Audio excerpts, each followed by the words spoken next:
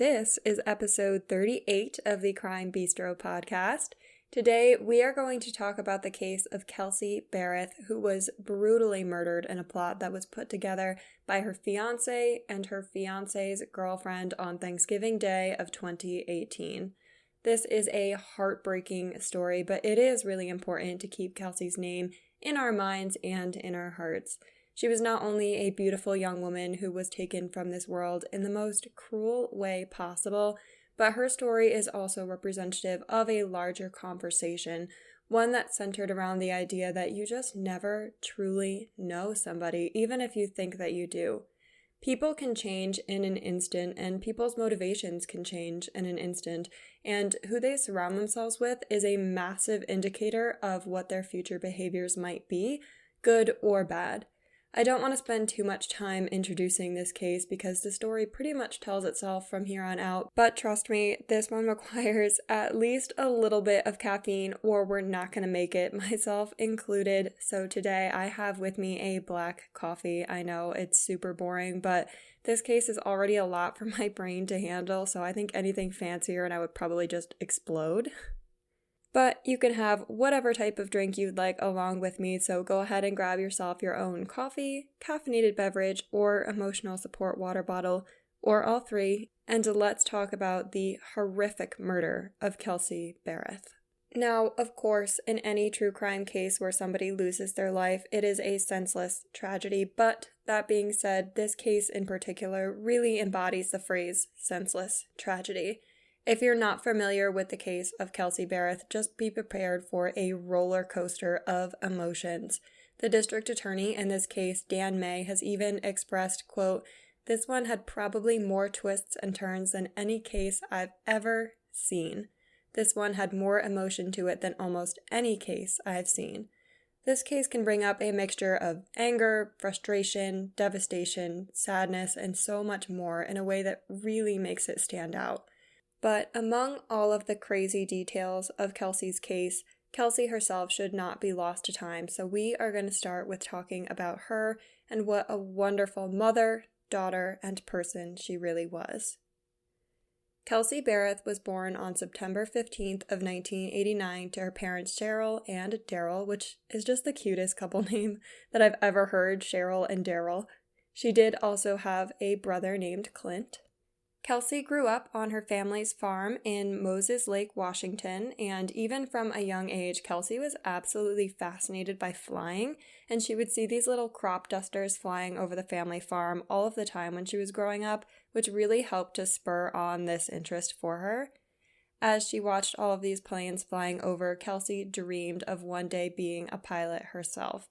And she was incredibly driven and extremely determined, and she would achieve her pilot's license when she was only a teenager. Which, just to put this into perspective, I'm 22 and I can't ride a bike, and Kelsey was flying planes as a teenager. That is unbelievable to me. But people did not only admire Kelsey for her drive and her work ethic, she was also just a truly kind person and a really, really great friend. Kelsey's uncle, Scott Moran, would go ahead and say about her, Kelsey was an absolute light. She just lit up a room and she lit up your heart. And Kelsey's friends also had nothing but good things to say about her. They told 48 Hours that she was never afraid to push her own boundaries, which is just so inspiring at such a young age. After she graduated from high school, Kelsey enrolled in a flight program at a local community college, and she used that experience to get a job working as a flight instructor, sharing her passion for flying with others, which is so commendable. And Kelsey was experiencing a lot of success. I mean, to be in your dream career at such a young age is amazing, but her life was about to take a major turn. Like a lot of young people, Kelsey tried online dating in 2016. The reports are kind of conflicting as to what specific website she had signed up for. The most common report is Farmers Only, but I can't confirm that, and it honestly doesn't matter too much to the case. This dating website was how she came across a man named Patrick Frazee.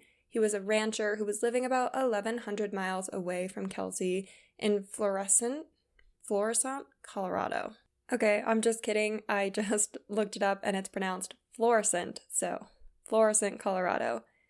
Kelsey was definitely initially very interested in Patrick from the time that they met.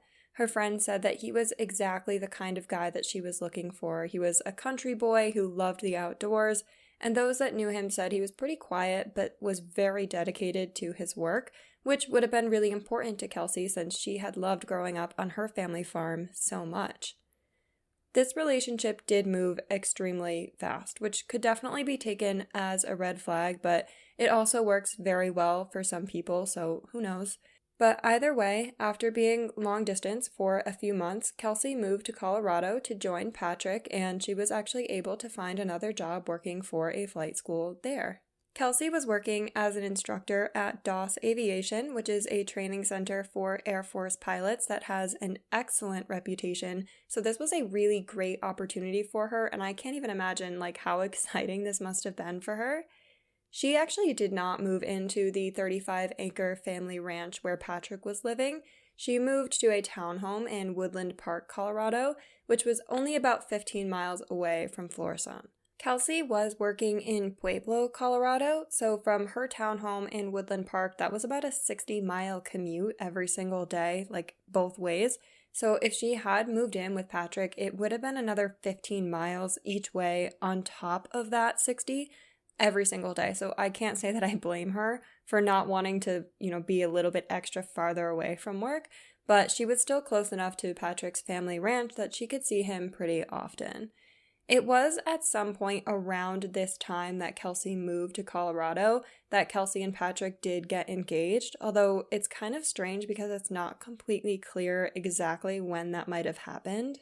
Not long after making this move, Kelsey found out that she was pregnant in early 2017 with a little girl.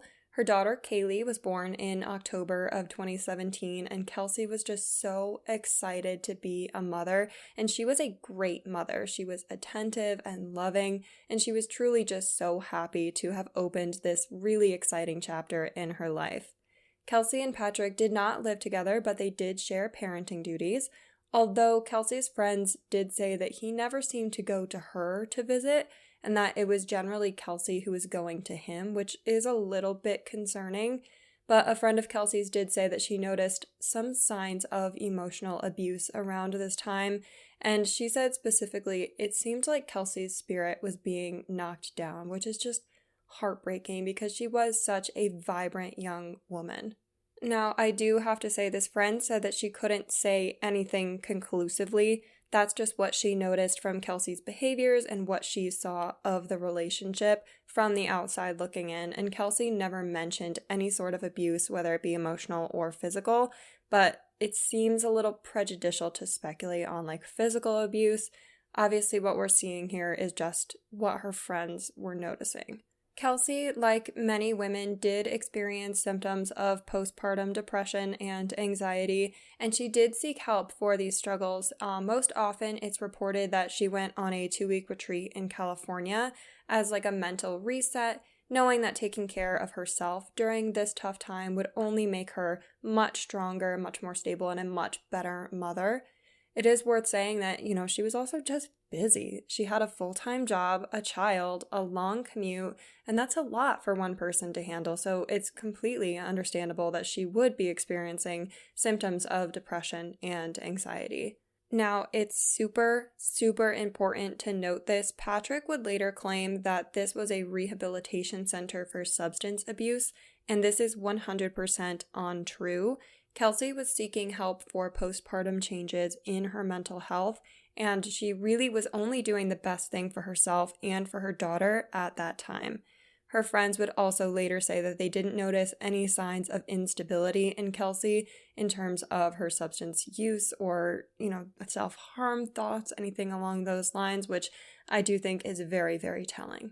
Now, unfortunately, even though Kelsey was doing all of the right things as a parent, her relationship with Patrick was really starting to falter. And like I mentioned, some friends were even reporting that they noticed some emotionally abusive behavior on his part towards her. Kelsey was a young mother, and she was also in love, and she just wanted to keep her family together, which is completely understandable, especially being 1,100 miles away from her parents. However, things would quickly take a turn for the worst on November 22nd of 2018, which was Thanksgiving Day. That morning at 9:03 a.m. and again at 9:17 a.m., Kelsey would start the day by calling her mother, Cheryl. Each of these calls would last about 6 minutes. And this was a very, very typical conversation. Kelsey told her mom that she made cinnamon rolls for Kaylee that morning, even though Kaylee only wanted Honey Nut Cheerios, which, honestly, Kaylee had some pretty good taste. If you ask me, those were like my favorite as a kid. Kelsey also mentioned that she was going to be running to the store later on to get some last-minute ingredients for Thanksgiving dinner, and Cheryl would later tell 48 Hours in an interview that nothing seemed amiss during this call. It was a completely normal conversation between the two of them. And that final detail is very important because footage from the local Safeway in Woodland Park showed Kelsey entering the store with Kaylee at 12:05 p.m. She grabbed a couple of ingredients for sweet potato casserole, and she left the store at 12:27 p.m. These video recordings were the last time that Kelsey would be seen alive publicly. However, Kelsey's mother did not report her missing until the next week, which brings us to a really, really harrowing part of this case. From November 22nd, when she was last seen, to November 25th, Kelsey seemed to be contacting people from her cell phone, and this did at first appear to be the case.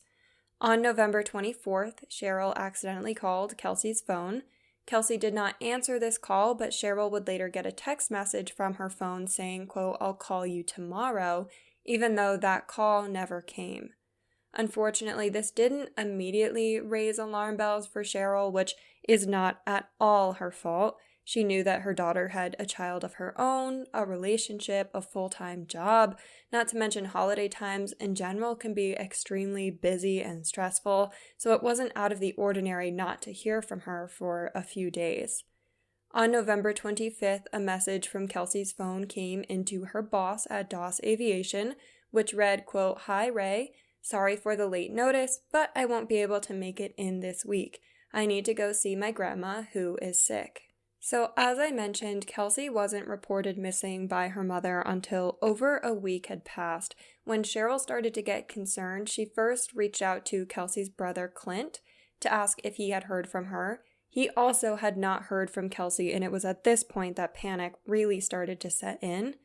Cheryl's concerns were not at all eased when she reached out to Patrick, who told her Kelsey had ended their relationship and told him that she needed to get away. Apparently, the breakup had happened on the 21st, and then on Thanksgiving, Patrick had gone to Kelsey's home to pick up Kaylee and then to return some of her stuff that he had with him, her purse, her car keys, a house key, and her handgun. This seemed really wrong to Cheryl since she had spoken to her daughter that morning of Thanksgiving only hours before, and Kelsey never mentioned anything about a potential breakup. But Cheryl was out of state, so she did what she could, and she called the Woodland Park Police Department and asked them to do a welfare check on her daughter. This happened on December 2nd of 2018. When the police officer arrived at Kelsey's townhouse, she didn't see any sign of Kelsey. However, her cars were still there, even though the keys seemed to be missing, which was strange. The other thing that seemed strange was that she didn't seem to have taken anything with her at all. Any clothes, any toiletries, nothing. The officer did call Patrick at about 1:50 p.m. on that same day to ask him if he knew anything. He told the officer that they had exchanged Kaylee outside of Kelsey's home and that he had not seen her since the 22nd. One of the things that Patrick had allegedly returned to Kelsey on the 22nd was her handgun, and it was at this point that he insinuated to the officer that he took the handgun from her originally because he was worried that she might have used it to harm herself. Now you can start to see a little bit of a pattern arising here where Patrick is telling lies essentially about what Kelsey's mental state was. The investigation was starting a little bit late under the circumstances, but the police did decide to take this very seriously as a missing persons case almost immediately on December 2nd, which is quite a relief in these situations, especially since Cheryl was quoted saying, quote, It's not in her character to just take off and be gone, which she proved earlier on when she went to this retreat. Kelsey needed time and space to heal, but she was very responsible about it, and everybody knew where she was. It's not like she just disappeared with no warning, so if she told everyone she was leaving before, why wouldn't she tell everyone if she was going to leave again? Things started to pick up in this case very quickly. Only the next day, on December 3rd, the police were granted access to Kelsey's phone records, and they would end up being a major part of this investigation. From the records, they were able to see that Kelsey's phone last pinged on November 25th in Gooding, Idaho, which is really strange because that was about 800 miles away, and Kelsey didn't know anyone in that area. So with that, it was starting to become clear that this was going to be a major investigation, and now that there were multiple jurisdictions concerned, the FBI and the Colorado Bureau of Investigation were called in to assist the next day on December 4th. One of the first things that they did was get Patrick's phone from him, which he did provide willingly, weirdly enough, even though they didn't yet have a warrant asking for it. They also brought a cadaver dog to Kelsey's townhome, who did alert to one of the back bumpers on one of Kelsey's cars. By this time, Kelsey's mom, Cheryl, and her brother Clint had arrived in Woodland Park to help the search for her, and they did search Kelsey's house, noting that some things were a little bit odd. These weren't anything like crazy. She noticed that a trash can had been moved and there was a bath mat that was missing. These were things that wouldn't raise alarm bells in any other situation, but they're also things that only a family member would notice, so it's really important that they were there. However, on December 6th, after these initial searches, Clint would make a horrifying discovery. He found blood splattered on the underside of Kelsey's toilet. Clint and Cheryl obviously called the police right away, and crime scene analysts arrived on the scene to do some luminol testing. If you're not familiar, luminol is a reagent that's specifically designed to detect blood at a scene that wasn't going to be visible to the naked eye. Interestingly, just as a little side note, the older the stain, the longer and more pronounced the luminescence of the stain will be. Now, I have no idea why, but I just thought that that was interesting. I don't know. In Kelsey's case, luminol testing revealed an extremely disturbing scene, and it showed investigators that her bathroom had been cleaned up after being covered in blood. And I mean covered. It was everywhere, even up to the ceiling.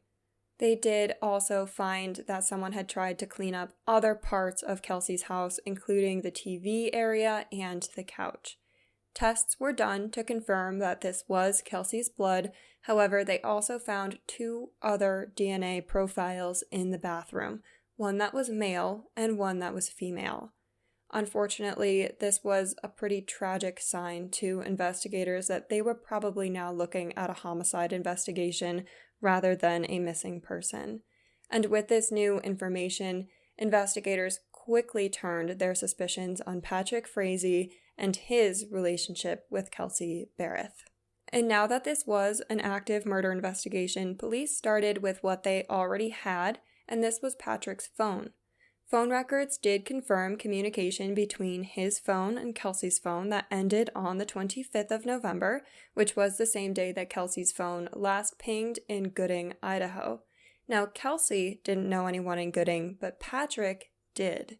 Leading up to Kelsey's disappearance, his phone made multiple calls to a number from Gooding, which police found belonged to a woman named Crystal Lee Kenny.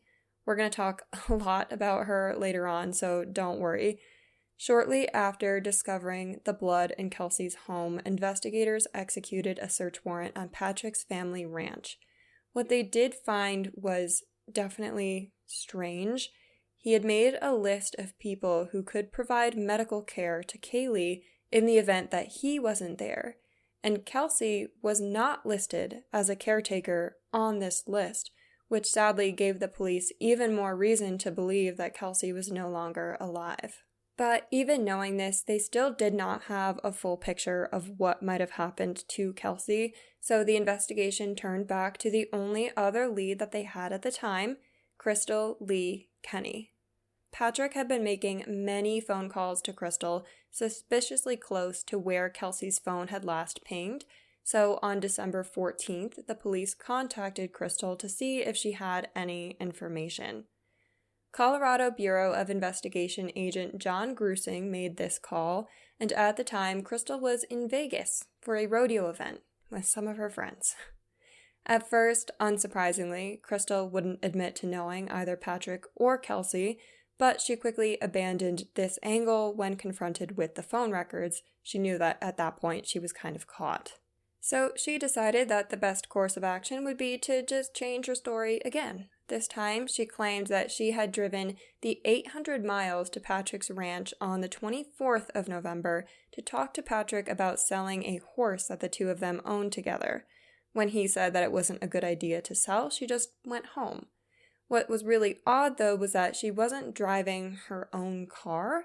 Instead, she was driving a friend's car, and she claims that this was because it was more fuel efficient, which is a really terrible lie, but Crystal is not the sharpest tool in the shed, as we will see, so I'm not exactly shocked. Nobody believed Crystal's version of events, so investigators knew that they needed to speak to her in person, but when they floated this idea, she quickly got a lawyer and refused to cooperate. So police started asking those close around Crystal about what they might have known, and they found out a lot about Crystal during this time. Crystal herself was a pretty colorful character, and investigators would get the full story about her, and it was definitely not what they were expecting. Crystal was a nurse and a rodeo queen who absolutely loved horses, and what I thought was weird was that people said she was very hardworking and very kind growing up, and no one who knew her noticed any red flags in her character.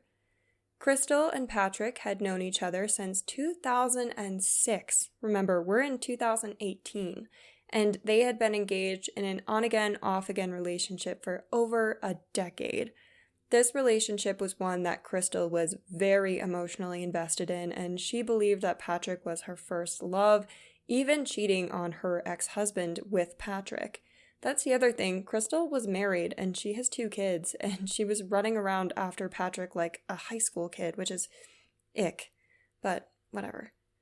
When it was clear that Patrick did not feel the same way about her, their connection just kind of faded out. But in 2016, about 8 months before Patrick met Kelsey, they had rekindled their affair and they continued to see each other until 2017. Police got a lot of this information from Chad, Crystal's ex-husband, who also gave them a couple of very concerning details as well.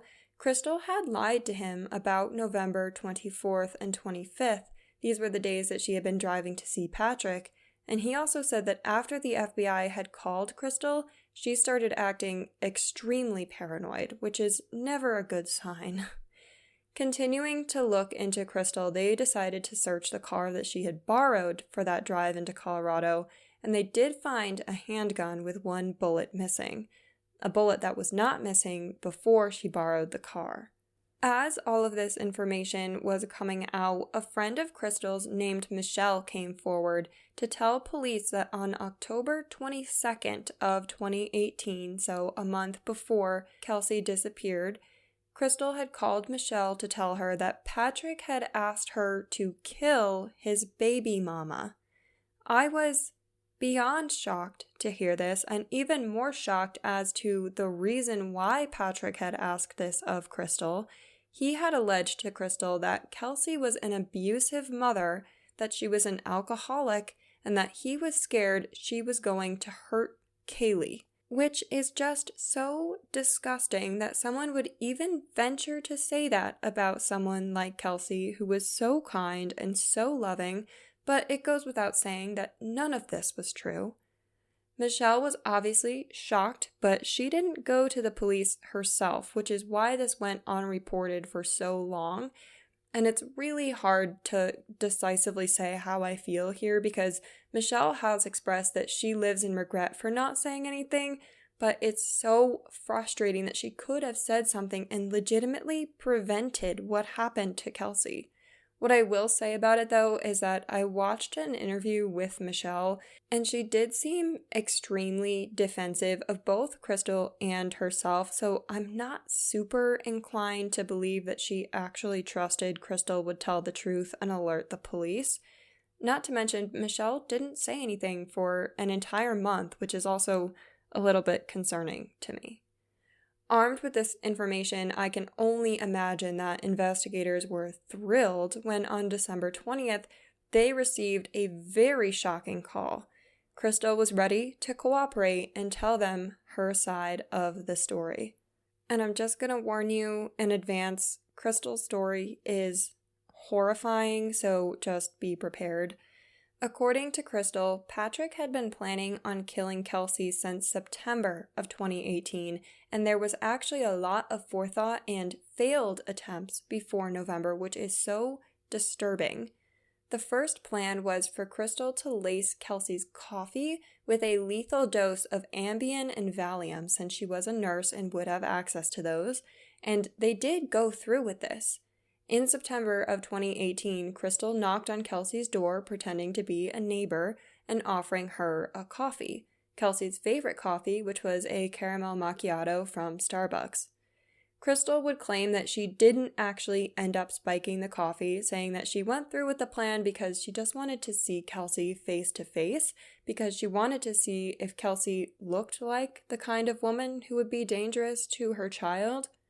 Kelsey did take the coffee. I'm assuming this was just to be nice, since, let's be real, if someone showed up at your door with a coffee and you had no idea who they were, you're not going to drink it, especially if they just somehow randomly know your favorite coffee order, even though you don't know them. Now, it's unclear whether Kelsey drank it or not, but even if she did, this is just such a horrible plan. Apparently, Patrick was enraged that Crystal did not go through with poisoning the coffee, so he came up with a new plan that was a serious escalation in violence. This time, the plan was for Crystal to go to Kelsey's home with a metal pipe to beat Kelsey over the head. Luckily, Crystal heard a dog barking when she drove there, which spooked her enough to just leave. And again, this is just so much more violent than the first plan. It feels very angry and almost like vengeful, which is really, really scary. Finally, the last plan was pretty similar to the second, but this time the weapon was an aluminum baseball bat, which is also just so brutal. So 3 times Crystal said that she chickened out and couldn't go through with the plan, but 3 times she drove from Idaho to Colorado, 800 miles, with the intention of killing Kelsey, which is so scary. And remember, according to Crystal, this entire time she is being led to believe that Kelsey is a dangerous and abusive mother, which is apparently her motive for getting involved in the first place. The other reason that Crystal got involved in the plot is thought to be that she was just blinded by her love for Patrick, and that kind of took over, suspending all common sense and rational judgment.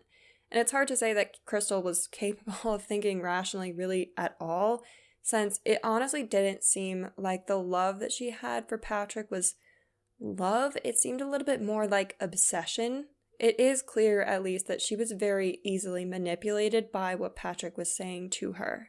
The story does continue from the third failed attempt from Crystal to kill Kelsey. Crystal told police that Patrick was just fed up with the plans not working, so he decided that he would just do it himself. I'm giving you a warning now, this is very, very dark. Crystal would testify to this in court that on November 22nd, Patrick convinced Kelsey to play a game where she tried to guess the scent of different candles. Since it was Thanksgiving, I'm assuming fall-scented candles, but in the end it doesn't really matter. He covered her eyes with a sweater as some sort of blindfold, and once she was unaware and unable to see, he started hitting her in the head with a baseball bat. A blood spatter analyst would later testify that Kelsey was probably hit 10 to 15 times. And the sickest part of this is that their daughter Kaylee was in the house. Oh, and after that, he went right back to his family's ranch and went to Thanksgiving dinner. Crystal claimed that she got a call from Patrick where he essentially demanded that she come and help clean up the crime scene, so she did, leaving for Colorado on November 24th. Crystal claims that she brought coveralls that she was wearing as a nurse. She brought booties, a hairnet, a box of gloves, and bleach. Basically, she showed up in a full hazmat suit. She threw away anything that she didn't think she was going to be able to clean, and then she got to work. As she was cleaning, Crystal also claimed to have found a human tooth on the floor, which should tell you all you need to know about the sheer brutality of this crime. Apparently, Patrick knew that he had left the tooth behind, and he just hadn't been able to find it when he was there on the 22nd. There is lots of police footage from December of 2018 when Crystal accompanied police to Kelsey's home and showed them all of the places where she had cleaned up blood on that day. And these videos, even though there's nothing graphic, they're still extremely just disturbing. Crystal might as well have just pointed to the entire house. There was just so much blood that it's horrifying to imagine what those final moments must have been like for Kelsey, and to imagine that her daughter was in the next room is just so awful. I thought this was strange, but Crystal also said that as she was working on cleaning, she left some spots behind on purpose for the police to find later. Now, if I thought that she was at all like a decent person, I would believe her, but I think that she said this to garner sympathy from the court. I think that she was trying to hint at the fact that she was an unwilling participant and that she wanted Patrick to get caught, both of which, based on the lies and the extent that she went to hide other pieces of evidence, are most definitely indications that she actually had no intention of helping the police.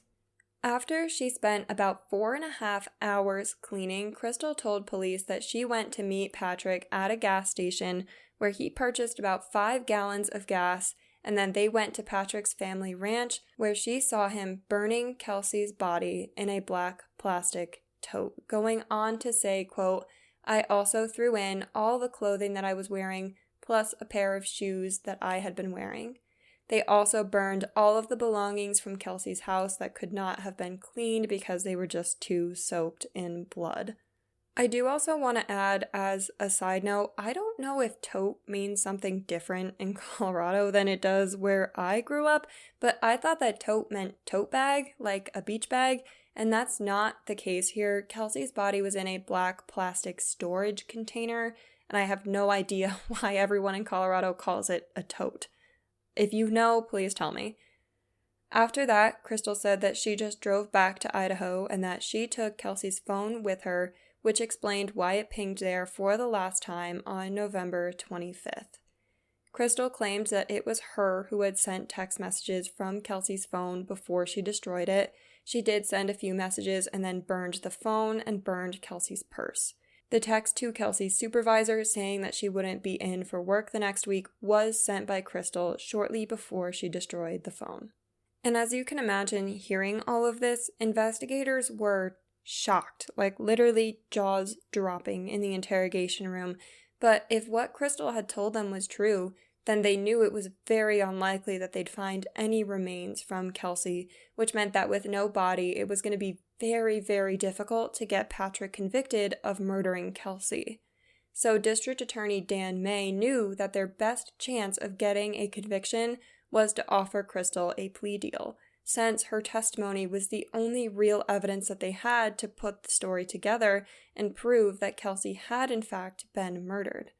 It's so beyond frustrating that Crystal got put in a really comfy position with the police because she was the only witness who could really testify.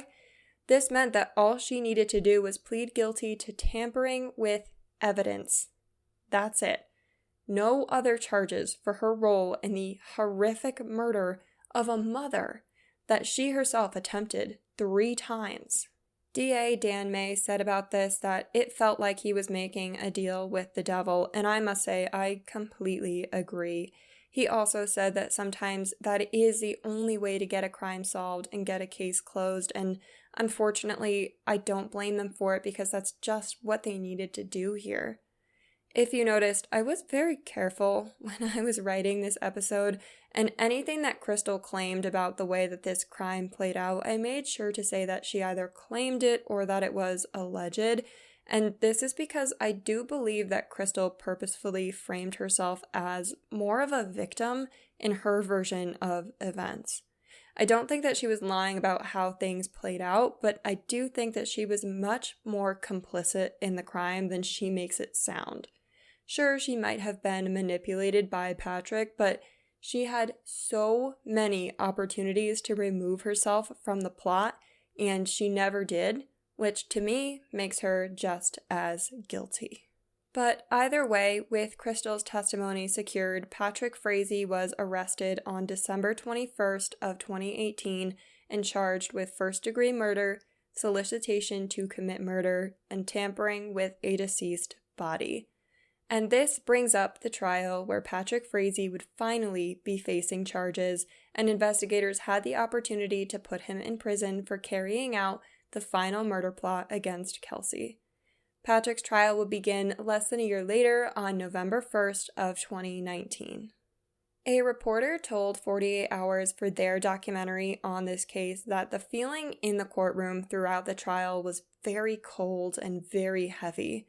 This was a really small town that she disappeared from, and it was a pretty tight-knit community, and Kelsey's disappearance really rocked this town. People were terrified, and they wanted this case solved. During the trial, Crystal was definitely the number one witness, and it's important to note that Crystal's testimony at trial did match up with exactly what she said in her original confession, which did end up being very important to make her seem believable to the jury. But there was nearly a full year between Patrick's arrest and the start of his trial, so the prosecution was able to gather up some more witnesses that could support Crystal's testimony, since she definitely wasn't the most credible witness of all time. They called experts to testify about the phone records, and surveillance footage was also very helpful in confirming Crystal's testimony and for establishing an accurate timeline of the day that Kelsey was murdered. One of the most damaging pieces of footage was actually from a neighbor's security camera that was pointing directly at Kelsey's door. This footage showed Patrick and Kelsey both entering Kelsey's house on November 22nd. If you remember, Patrick claims that he never went in the house on Thanksgiving, and that's definitely not something you would bother lying about if you didn't have anything to hide. Another really damning piece of circumstantial evidence came out during the trial. Patrick claimed that the two of them had broken up before Kelsey made the trip to the grocery store early afternoon on Thanksgiving Day. Yet, Kelsey sent him a text on that day, the 22nd, saying, quote, "I bought some sweet potatoes in case you wanted sweet potato casserole," which doesn't add up at all. And in my opinion, at least, it makes it pretty clear that this supposed breakup just didn't happen at all. And just to touch on the phone records again, on the 22nd, the day that Kelsey was murdered, Patrick claimed that she hadn't come to Thanksgiving dinner at his parents' ranch. However, phone records showed that Patrick and Kelsey's phones were traveling together to Florissant, so he must have been the one traveling with it, and what other reason would he have to be in possession of the phone if he hadn't done something to Kelsey and she wasn't there? There is no good reason for that. And it seemed pretty clear that Patrick was making attempts to cover his tracks by using Kelsey's phone. Someone who's assumed to be Patrick was sending text messages and making calls in between Kelsey and Patrick's phone between the 22nd and the 24th of November. One exchange that was particularly just really chilling to me, Kelsey's phone sent a message saying, quote, "I'm going running, I'll call you guys when I get home," and his response was, "Okay, be safe." And one of the more disturbing pieces of evidence that was introduced was blood evidence that was found underneath the floorboards in Kelsey's home. This was blood that had soaked through the floor as she was being killed, and it's really upsetting to think about, but the prosecution believed that it was essential for the jury to hear just how brutal and just how senseless this crime really was. And this trial was already pretty dramatic, but the last witness that the prosecution called was a wild shock to everyone. This was an inmate who testified that Patrick had written him notes on paper towels telling him to flush them after he read them. Patrick's notes were asking this inmate to take out key witnesses for the prosecution, a list which terrifyingly included Crystal and Kelsey's mom, Cheryl. The inmate had been calling the DA's office to tell them about these notes, 16 of them in total. One of these notes read, quote, "They all need to disappear," which is so horrifying. It's just so strange that someone like Patrick could have this dark side seemingly just hidden away, but then as soon as it came out, it almost like spilled over and he just became this completely different person. And the prosecution didn't just go after the circumstantial evidence. Prosecutor Beth Reed went after Patrick's character as well. She called him charming, manipulative, and controlling, and she said, quote, "all traits consistent with being a sociopath." Luckily, the defense didn't really have a case. The prosecution had an explanation for the jury that tied up loose ends and questions, even without a body. The only thing that the defense could really do was question the credibility of the witnesses and of the circumstantial evidence. And I mean, there is a lot of circumstantial evidence, but all of that evidence is explained directly by Crystal's testimony, and honestly, I just don't think that she is smart enough to have been able to come up with a story that answered every question and filled in every gap. Let's be honest, we're not exactly dealing with a mastermind criminal. But it was worth considering that her previous lies to law enforcement were definitely relevant, and Crystal was on the stand for a total of 2 days of court telling her story. In summary, I guess, the overall defense strategy was pretty straightforward. There was no body, there was no murder weapon, and there was no clear motive. Shockingly, though, even with the questions about Crystal's credibility, the jury only deliberated for 3 hours before they announced that they had a verdict. 3 hours is unbelievable for deliberations in a murder trial, so appropriately, there were news cameras lined up outside the courthouse to get the verdict as soon as it was read. The jury found Patrick Frazee guilty on all charges. He was sentenced to life in prison plus 156 years. Crystal, however, was a much different story. She was originally sentenced to 3 years. 3 years. But only ended up serving 18 months. 18 months, which honestly just makes me want to throw up. Not to mention, she was only given a year of parole, and she was released from prison in 2021. So she's just walking around out there with the rest of us. Now, everything I'm about to say is pure speculation, not fact, but I'm not the only person who thinks this, so do with this information what you will. I think that Crystal was much more involved than she claimed to be in her testimony, and that she really did get away with murder. And here's why. Now, my boyfriend is a wonderful person, and he does appreciate little things like candles and essential oils and, whatever, but he never would have come up with the plan to play a candle guessing game like Patrick apparently did. I'm not even trying to generalize or be funny. Guessing candle scents is not an idea that a man would come up with.